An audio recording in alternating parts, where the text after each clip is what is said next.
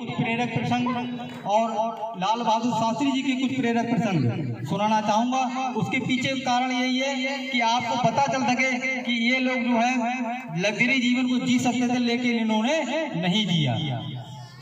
एक बार महात्मा गांधी जी चरखा संघ का आंदोलन चंदा कर रहे थे, इकट्ठा पूरे देश में घूम रहे थे। उसका चंदा करने के लिए उड़ीसा गए। जब वो उड़ीसा में पहुंचे तो उन्होंने अपना भाषण दिया और चंदा देने के लिए अपील की। तो अपील करने के बाद एक महिला फटी सी धोती पहनी हुई भीड़ को चीरती हुई उनके पास आई और अपने पल्लू में से एक सिक्का उन्होंने तांबे का उसे उन्हें महात्मा गांधी जी को दिया।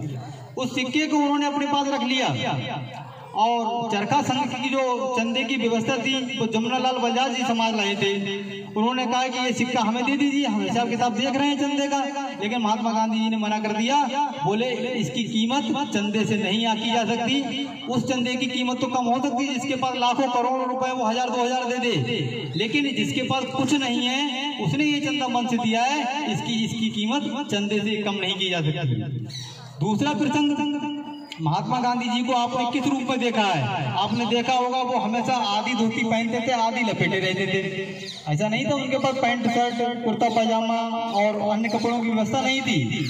उसके पीछे जब वो भारत की भ्रमण में निकले थे, उसकी दुर्दशा को देख रहे थे, तो वो बिहार के चंपारण जगह गए। चंपारण में जब वो पहुंचे तो उन्होंने देखा कि एक गांव में लोग नंगे हैं, पहनने के कपड़े नहीं हैं। उसी दिन से उनके मन में विचार आया कि जब जिस देश में पहनने को कपड़े नहीं है, खाने को अन्न नहीं है, ऐसी देश की स्थिति ऐसी है, तो मैं कैसे लग्जरी जीवन जी सकता हूँ, मैं कैसे बहुत सूट बूट पैंट शर्ट में रह सकता हूँ। उसी दिन से उन्होंने कहा कि जब तक सारे देश के लिए कुछ कर ना दूंगा तब तक मैं भी आधी धोती पहनूंगा और आधी धोती लपेटूंगा।